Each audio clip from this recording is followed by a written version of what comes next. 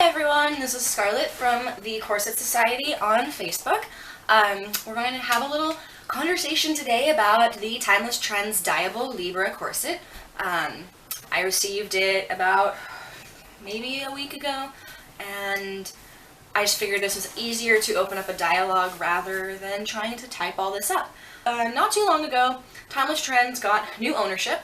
They have two new owners who don't seem to know a whole lot about corsets, just because there's been some miscommunication or misused terms, specifically talking about custom, which in the corset community, a custom corset is something that is made specifically for you.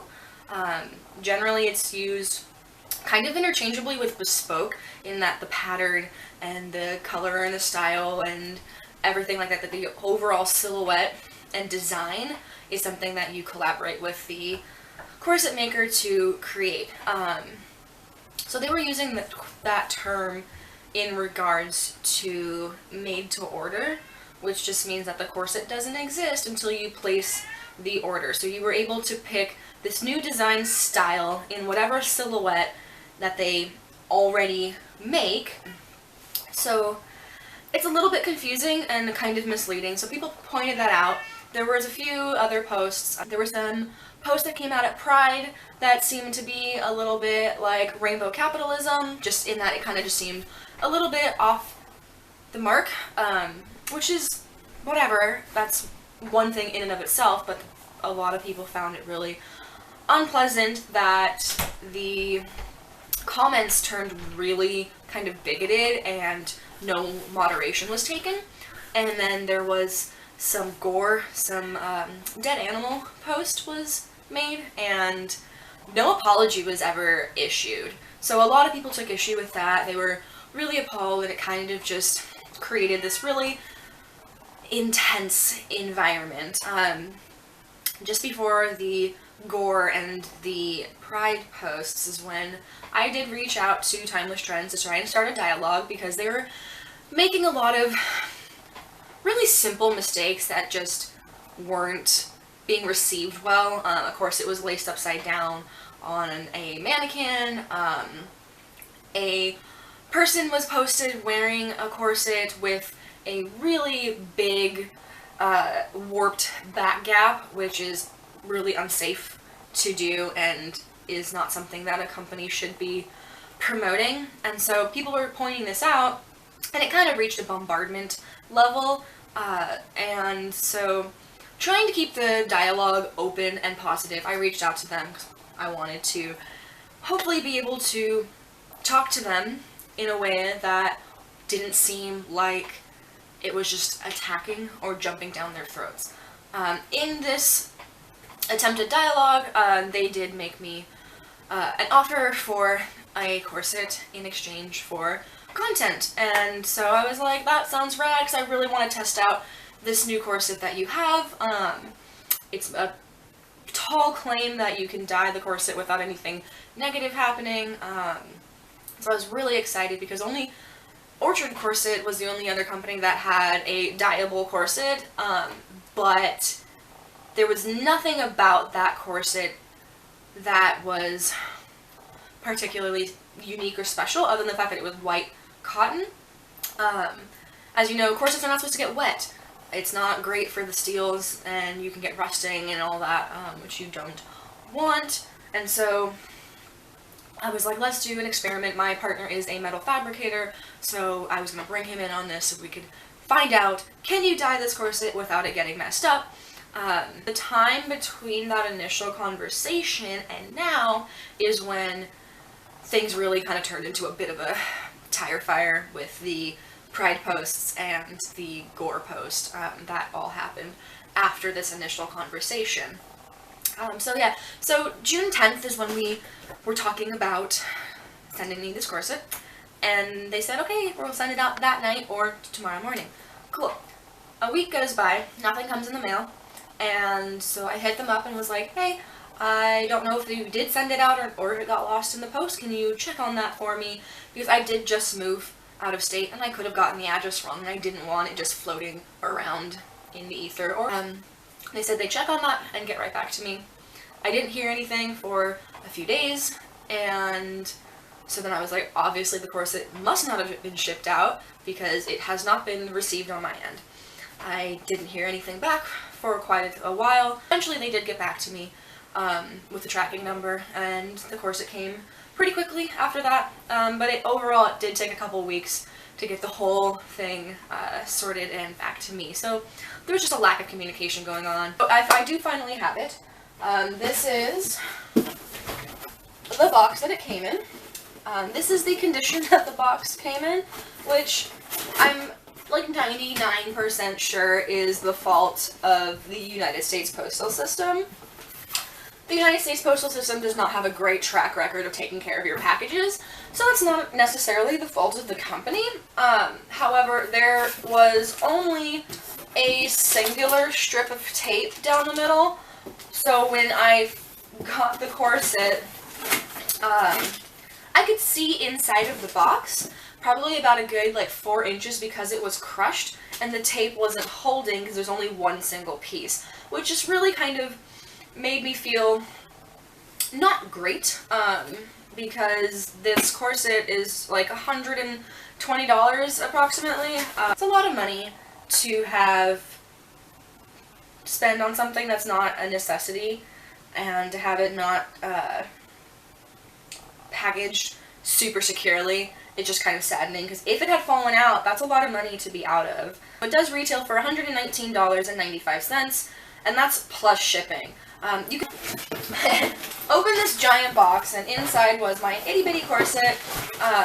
So now I have bought from Timeless Trends before. I own 3 of their corsets, 2 in the slim silhouette shape and 1 in the hourglass Gemini. And so none of my corsets had this, which I think is super cool. I don't know if my camera's picking it up, I'm sorry, but it is a bag that the corset was actually in. It's printed with a woman on it who's wearing one of their overbusts, and on the back it says, "Timeless Trends, get the curves you deserve," which is their tagline. It has their little logo. I think it's super cute. And it has the size number and, you know, warning, keep away from children. I really like this. You know, it kind of makes you think like, oh, you know, keeps it protected from getting dirty. The only thing that sucks, and there's really nothing you can do about it, is that because it is printed on, it gets scratched up, and so it kind of takes away from the overall, like, luxury experience, but it is cool. I believe the previous ones were wrapped in, like, tissue paper or something. I would just be concerned that the print, I would hope, is printed on the outside, but it didn't seem to transfer onto my corset. So now they also have corset bags that come free with your purchase. I did not get one. I'm guessing because I didn't purchase it like through the website or anything like that, is probably the reason I am kind of disappointed, because I really wanted to check that out. I thought it was a super cool thing to add onto your order, to be able to store it in a bag and not have to worry about it getting dirty, especially because I got a white corset. So I was kind of bummed about that, especially because this is kind of like a PR kit, not really, but, you know, it's, if you're going to send something to someone, I would think that you would want to present it in its nicest form, and so I was kind of bummed that I missed out on the experience that other people who do buy from the website would get. But that's a minor thing. It's not a huge deal. Just kind of bummed. Would have liked to check it out. But yeah, so then they now include corset bags for you to store, and there's like a bunch of different colors that you can pick from when you check out.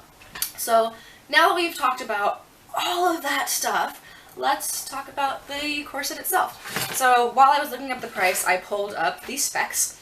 It is 20 flexible spiral steel stays for added comfort and better form, 6 spring steel stays supporting the grommets and the busk, 2-part 1/2 inch wide flexible steel busk front closure, width of 1 inch, matching front modesty placket under the busk. This corset does not have a modesty panel in the back. I don't think any of their corsets do, which is just a matter of preference. A lot of people hate them, a lot of people like them. 3 layers of fabric. It's 2 inner layers from high quality cotton twill, an outer layer fabric constructed from 100% cotton. Middle layer is laminated to outer layer for added strength and smooth finish. Added support at the waistline. So the measurement, center front is 11 inches, the princess seam is 9.5 inches, side seam is 10, center back is 12.5, so it does come up a little bit high in the back. It has a rib spring of 10 inches, and it's 4.5 inches above the waistline. The hip spring is 11 inches, 4.5 inches below the waistline. It also comes with 6 garter loops. You have to buy the straps separately. It has white poly laces and a lifetime guarantee. So that's all pretty rad. I'm going to go ahead and step away from the camera and throw this on. It is such a lovely silhouette. Lucy Corsetry was involved in the design. She's actually the one who designed this for them. She also designed the hourglass silhouette, the Gemini hourglass, and the conical Gemini. So this is the corset. Go ahead and show you what it looks like.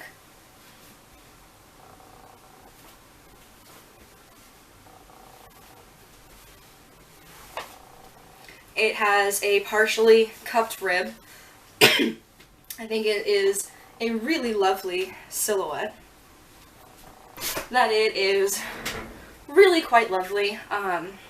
It fits me really well. It has a bit of a high back that comes just above my bra band, which kind of helps keep everything from squishing out everywhere and being unflattering.